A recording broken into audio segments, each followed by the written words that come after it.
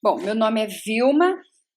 Eu vou hoje começar um estudo da Palavra de Deus que está em Lucas, capítulo 2, verso 40 e também repete no 52, onde diz que Jesus crescia em sabedoria, estatura e graça. Então, bem-vindos a mais um estudo da Palavra. Lucas 2,52 diz: E Jesus crescia em sabedoria, estatura e graça para com Deus e os homens. Aí a gente vai no dicionário para buscar algumas palavras. Sabedoria no dicionário online diz: é um substantivo feminino, qualidade ou caráter de quem ou do que é sábio. Também é grande instrução, ciência, erudição, saber. Sabedoria é algo que todos nós desejamos, porque sabemos que quem tem se destaca. Salomão, o maior sábio, conseguiu. E veja como ele conquistou essa qualidade tão importante. Segundo Crônicas, capítulo 1, versos de 8 a 12, diz: E Salomão disse a Deus: Tu usaste de grande benignidade com meu pai Davi, e a mim me fizeste rei em seu lugar. Agora, pois, ó Senhor, Deus, confirme-se a tua palavra dada a meu pai Davi, porque tu me fizeste reinar sobre um povo numeroso como o pó da terra. Dá-me, pois, agora sabedoria e conhecimento, para que possais sair e entrar perante este povo. Pois quem poderia julgar a este tão grande povo? Então Deus disse a Salomão: Por que houve isto no teu coração, e não pediste riquezas, bens ou honra, nem morte dos que te odeiam, nem tampouco pediste muitos dias de vida, mas pediste para ti sabedoria e conhecimento, para poderes julgar o meu povo, sobre o qual te constituí rei. Sabedoria e conhecimento te são dados. E te darei riquezas, bens e honra, quais não teve nenhum rei antes de ti, e nem depois de ti haverá. Olha que coisa preciosa! O ponto 1 desse versículo é o nascimento de Jesus. Lucas, então, começa a relatar ao seu amigo Teófilo e também a nós no dia de hoje. Lucas 1, de 1 a 3, ele começa: Tendo muito empreendido, pôr em ordem a narração dos fatos que entre nós se cumpriram, segundo nos transmitiram os mesmos que presenciaram desde o princípio e foram ministros da palavra. Pareceu-me também a mim conveniente descrevê-los a ti, ó excelente Teófilo, por sua ordem, havendo-me já informado minuciosamente de tudo desde o princípio. Nós sabemos que Lucas era bem investigativo, por isso que ele fala, empreendido pôr em ordem a narração dos fatos. Lucas pegava cada fato e confirmava, era como se, quem foi? Fulano de tal, eu vou na casa dele para saber direito essa história. Então ele fez tudo isso, pôs tudo em ordem e está nos informando minuciosamente. O primeiro evangelho que foi escrito foi o de Marcos. Todos os outros se baseiam em Marcos para escrever, e Lucas aqui está dizendo que fez o mesmo. Lucas quer relatar os feitos de Jesus, e hoje vou me deter no que ele concluiu acerca de Jesus. Olha, ele concluiu que ele crescia em sabedoria, estatura e graça. Todos nós sabemos que quem lê e faz perguntas fica sabendo do porquê. E com certeza Jesus, além de ler muito as Escrituras, porque era um costume dos judeus, desde pequenininho já começar a ensinar as Escrituras pelos pais aos filhos, vou escrever aqui pensando, imaginando cada pergunta que eu imagino que Jesus tenha feito aos seus pais, além de ler as Escrituras. Vamos então usar a nossa imaginação? Que pergunta ele teria feito quando leu Miqueias? Olha o que está escrito em Miqueias. E tu, Belém Efrata, posto que pequena entre os milhares de Judá, de ti me sairá o que governará em Israel, e cujas saídas são desde os tempos antigos, desde os dias da eternidade.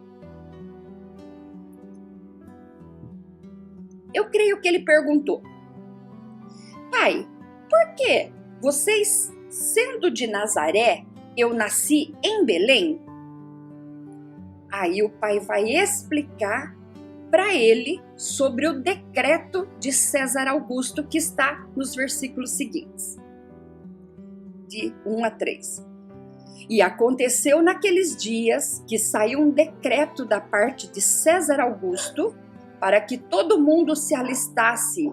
Este primeiro alistamento foi feito sendo Quirino presidente da Síria. Olha aqui, Lucas dá detalhe. E todos iam alistar-se, cada um à sua própria cidade. Então, Jesus, ali na oficina, com seus pais, perguntando e perguntando. Então, agora o pai vamos falar então agora quem que é César Augusto, que o pai então disse a Jesus.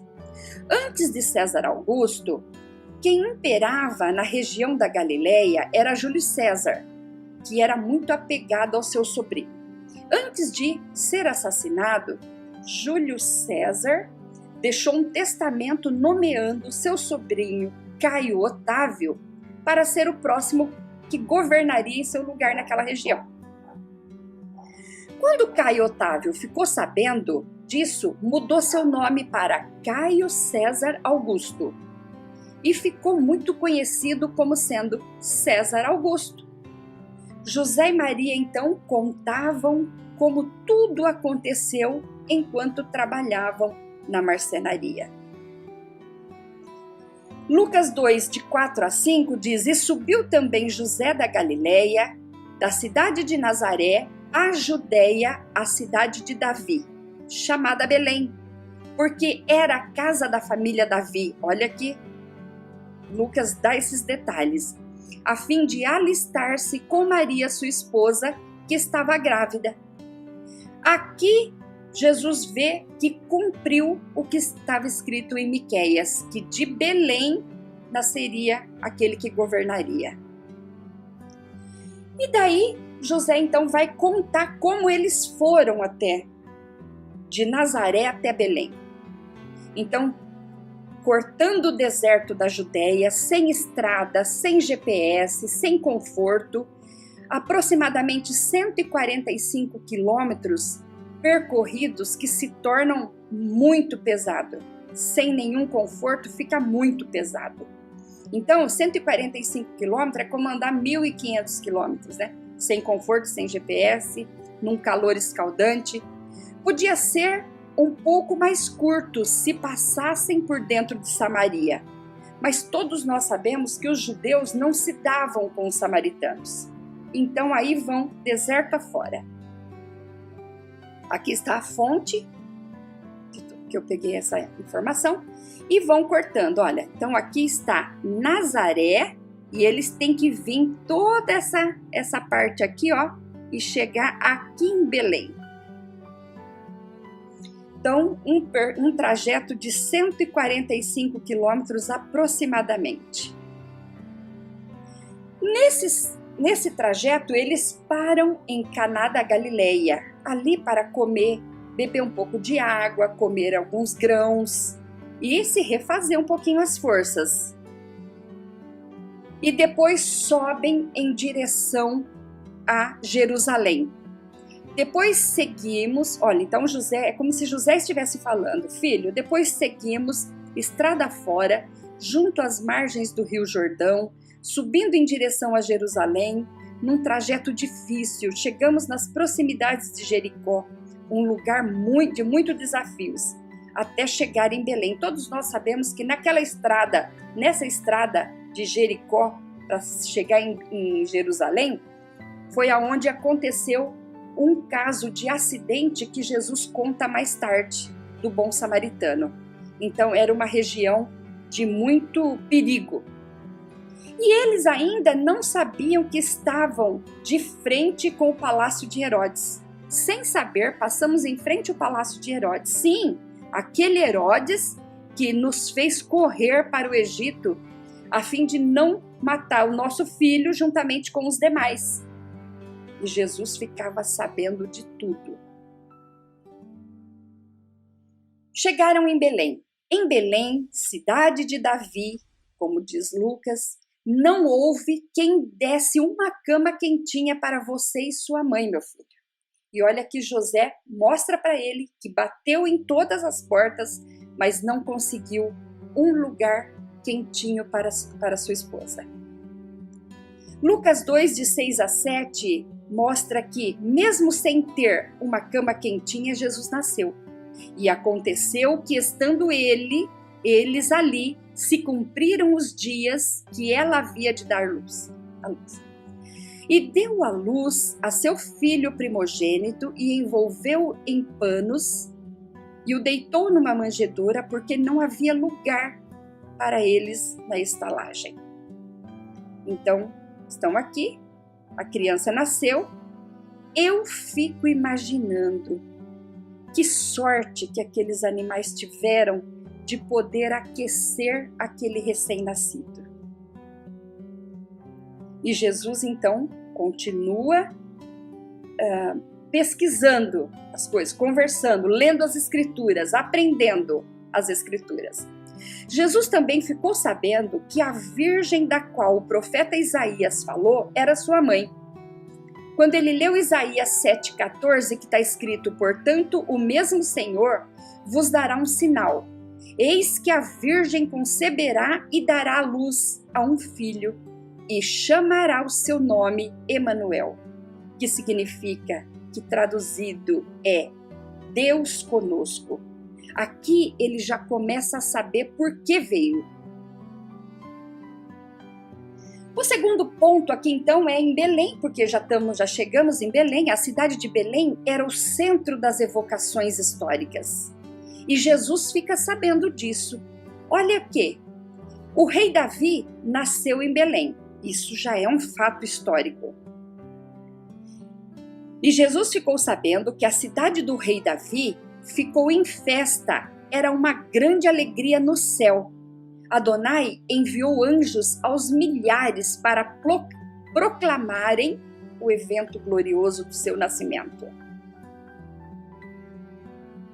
O céu estava em festa. Em Belém nasceu o Salvador, diz Lucas no capítulo 2, de 8 a 14. Os pastores no campo começaram a ver aqueles movimentos dos anjos. E os anjos então chegam para os pastores e proclamam que nasceu em Belém o Salvador. Os primeiros convidados para visitar o Salvador foram os pastores que estavam no campo. Parece coincidência? Né não. Ali era a cidade de Davi, e Davi, antes de ser rei, foi pastor. Tudo se encaixa na palavra de Deus. Davi então pastoreava seus rebanhos. Davi, filho de Jessé, pastoreando. Jesus então já sabia o propósito de que ele estava para cumprir essa agenda do Pai. Jesus também pastoreou um grande rebanho e pastoreia até hoje, né? Nós somos ovelhas do seu rebanho.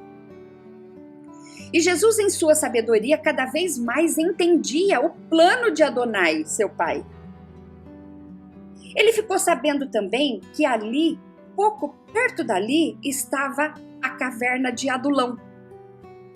A uma distância de 24 quilômetros ao sul estava a cidade de Hebrom, onde residiram os patriarcas Abraão, Isaque e Jacó, e a caverna de Adulão, onde o ungido Davi se refugiou para não ser morto por Saul.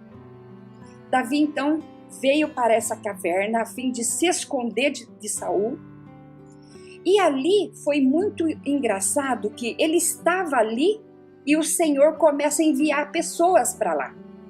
Então botou Davi num beco assim sem saída. Olha o que aconteceu. 1 Samuel 22, de 1 e 2 diz: Então Davi se retirou dali, escapou para a caverna de Adulão, e ouviram-no seus irmãos e toda a casa de seu pai, e desceram ali para ter com ele. E ajuntou-se a ele todo homem que se achava em aperto, todo homem que se achava endividado, todo homem que estava com espírito desgostoso. E ele se fez capitão deles, e eram com ele uns 400 homens. Então começou a descer gente, e todos diziam que estavam ali se alistando. Eu imagino Davi ali parado. Peraí, mas você veio para cá para se alistar? Só vai se alistar para um exército. E se tem exército, tem um rei. Então eles já estavam dizendo ali que Davi era rei sobre eles. E nós viemos aqui se alistar. Mas o que você faz? Olha, eu não estou fazendo nada por enquanto. E eu estou num aperto sem comentário. Bom, então tá bom. Como se tivesse assim alguém ali, o seu pai, por exemplo. Anota aí, secretário. A lista é esse. Esse é um apertado na vida. Chega o próximo. Você, o que você quer? Eu vim aqui me alistar, porque eu quero me alistar ao rei e tal. É? O que você faz? No momento, nada. E eu estou muito endividado. Anota aí, secretário, endividado. E todo homem de espírito desgostoso. E aí, você? Próximo. E eu? Olha, eu também não faço nada, não estou fazendo nada. E ao contrário, estou tão desgostoso, depressivo, que eu estou a ponto de me suicidar. Anota aí, um desgostoso. E isso é tão interessante que todo esse povo vai chegando para Davi, se alistando, e ele agora está encurralado. Ele estava ali com a família dele para se proteger, agora já tem 400. E daqui a pouco chega mais gente, chega um total de 600. E Davi, então, é obrigado a organizar esse povo todo para um exército. Vamos começar, então, a trabalho. Esse povo todo aí, um dia Davi estava conversando entre eles e Davi disse isto. 1 Crônicas 11, 17 a 19. E desejou Davi e disse: Quem me dera beber da água do poço de Belém, que está junto à porta. Davi estava profetizando que lá em Belém nasceria o Salvador. E continua o versículo. Então aqueles 3 romperam pelo acampamento dos filisteus e tiraram água do poço de Belém, que estava junto à porta. Tomaram dela e trouxeram a Davi. Porém Davi não quis beber, mas derramou perante o Senhor. E disse: Nunca, meu Deus, permita que eu faça tal. Beberia eu o sangue destes homens com suas vidas? Pois com perigo das suas vidas a trouxeram. E ele não quis beber. Então Davi pensou: meu Deus, eu disse uma profecia. Eu estou vendo que o Salvador vai nascer lá. E eles romperam exército afora em busca, correram perigo de vida e me trouxeram da água, achando que era daquela água que eu estava querendo. Meu Deus, e agora? O que Davi fez? Porque Davi era muito consciente. Pegou esses 3 que romperam deserto afora e foram buscar água, Abissai, Benaia e Eleazar, e colocou eles como chefe de exércitos. Então, Eles foram promovidos. Logo mais, vem Jesus e diz: vinde a mim todos os que estáis cansados, sobrecarregados, desanimados, endividados e toda espécie de dureza, e eu vos aliviarei. Como é que está a sua vida hoje? Saiba que o Senhor tem alívio para esse fardo que você está carregando. Mais tarde, Jesus disse, para confirmar o que Davi profetizou.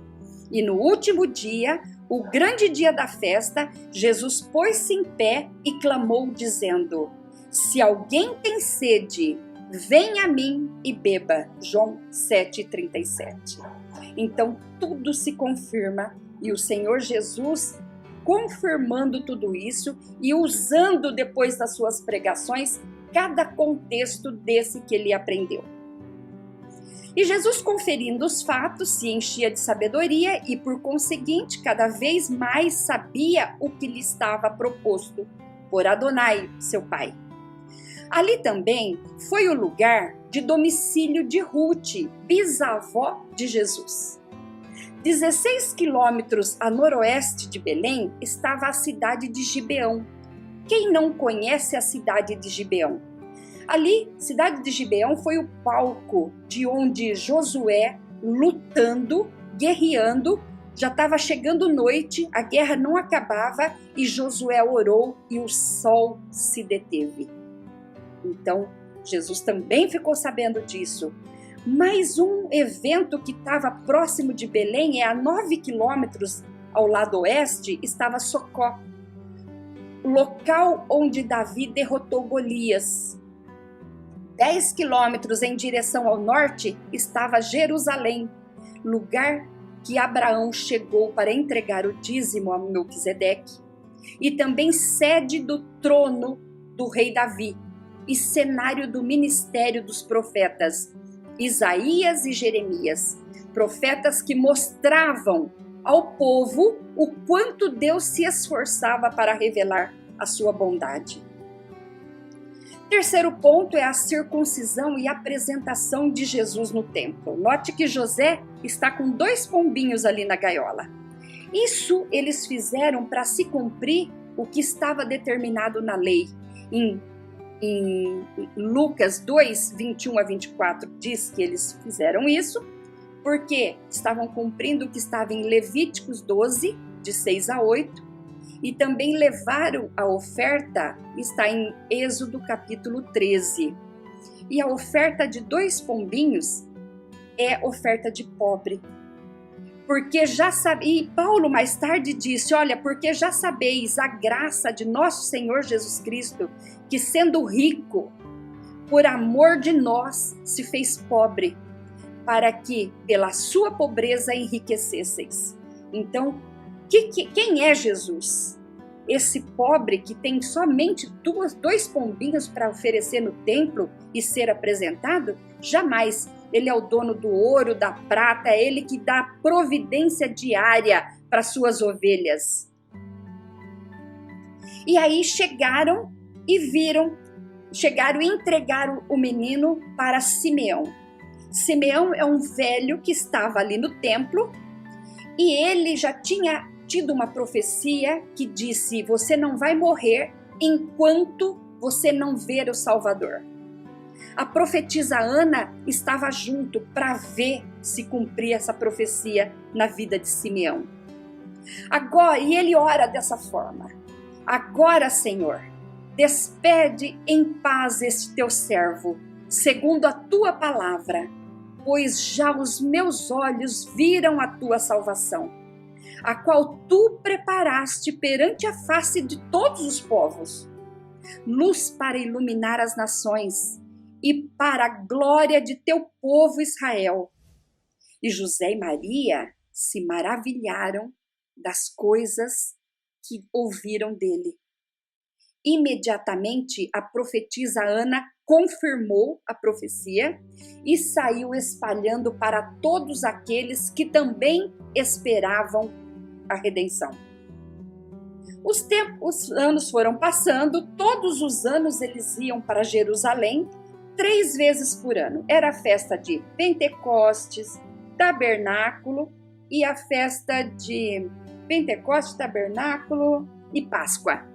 E 3 vezes por ano eles subiam em Jerusalém para essas festas. E assim foi indo. 1 ano, 2 anos, 3 anos, 10 anos, 11 anos, tudo normal. Até que um dia, Jesus com sua família, no 13º ano, ele já tinha 12 anos, um adolescente, com sua família ia para Jerusalém 3 vezes por ano, festa da Páscoa, Pentecostes, Tabernáculos, e Lucas diz, Lucas 2:42, e tendo ele já 12 anos, subiram a Jerusalém segundo o costume do dia de festas. E nesse dia foram para Jerusalém, teve a festa, e quando acabou a festa, as caravanas começaram a descer e vão embora. E todos vão embora. No que eles chegam, José e Maria chegam em casa, cadê o menino? Falta Jesus. Lucas 2:43, 44 diz, e regressando eles, terminados aqueles dias, ficou o menino Jesus em Jerusalém. E não o soube José e nem Maria. Se distraiu, ficou ali. Pensando, porém, que eles, que viria de companhia pelo caminho, andaram o caminho de um dia e procuraram-no entre os parentes e conhecidos. Cadê Jesus? Cadê Jesus? Cadê Jesus? Jesus não veio. Sem pensar, não pensaram 2 vezes e voltaram o caminho afora. Estavam cansados, era o 3º dia, porque o dia de ir, dia de festejar, dia de voltar era o 3º dia, muito cansaço. Mas nessa hora, pai e mãe ajunta uma força tão tremenda e vai atrás, não importa, não tem cansaço que segura. E eles chegaram ao templo. E esse é o 4º ponto.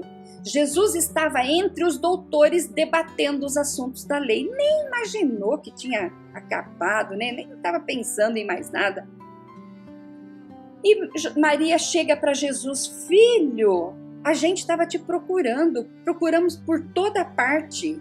Olha o que ele disse, Lucas 2:49. E ele lhes disse, por que é que me procuráveis? Não sabeis que me convém tratar dos negócios de meu pai? Ou seja, a mesma Bíblia que eu li, vocês também leram. E além do mais, vocês, além de ler, me ensinaram tanta coisa. E eu sei disso. Vocês não interpretaram direito as Escrituras? Porque se Maria e José tivessem interpretado a Escritura da forma como ele interpretou e soube interpretar, eles saberiam. Jesus não veio.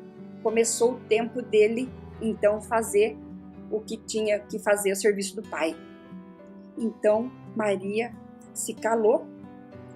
José e Maria já deviam saber que ele havia nascido para cumprir uma agenda. E a agenda não era terrena, era a agenda de seu pai, que o enviou do céu. Quando Jesus chamou Deus de Pai, foi mais um susto que o coração de Maria tomara. Porque até então, jamais alguém teria ousado chamar Adonai de Pai. Maria então guardava todas essas confirmações que ela havia gerado o Filho de Deus em seu coração. Quando Jesus chamou Deus de Pai, ela sentiu que o havia perdido de novo.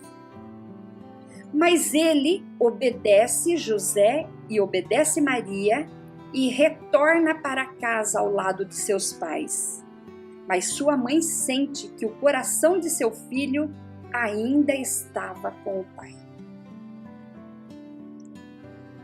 E Lucas descreve no verso 52, e Jesus crescia em sabedoria, estatura e graça diante de Deus e dos homens.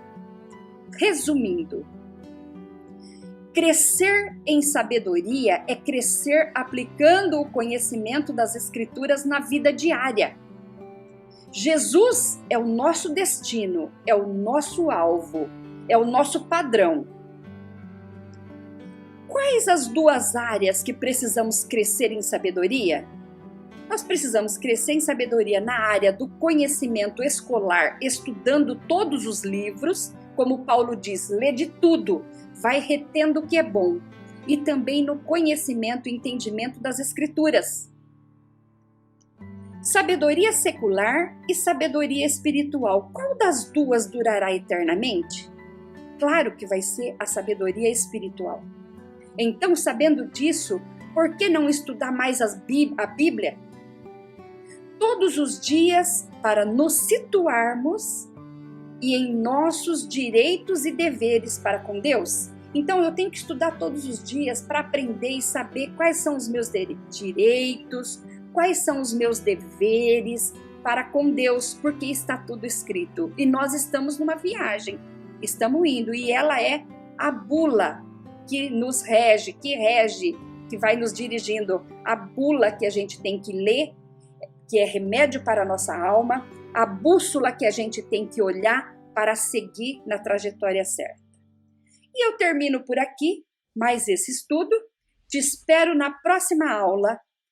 Deus te abençoe e em nome de Jesus até a próxima. Eu quero fazer uma oração, me despedir e te esperar. Senhor, em nome de Jesus Cristo, te damos graças pelo entendimento que o Senhor vem nos abrindo a nossa mente, colocando em nosso coração dia após dia e nos enchendo do teu Espírito Santo. Muito obrigado, Senhor. Abençoa cada um que chegou até esse finalzinho comigo e muito obrigado pela vida de cada um. Abençoa, proteja e nessa pandemia que nós estamos vivendo, Pai, proteja não só ele, mas toda a sua família. Em nome de Jesus eu te peço e já te agradeço também pela vida do Misael, Pai, que é meu ajudador, que me ajuda aqui editando esses vídeos. Muito obrigado, Senhor, pelo filho que me deste, pelas filhas que me deste, pelo netinho que me deste. E nós esperamos da tua glória também cada uma das famílias das minhas filhas. Em nome de Jesus. Amém.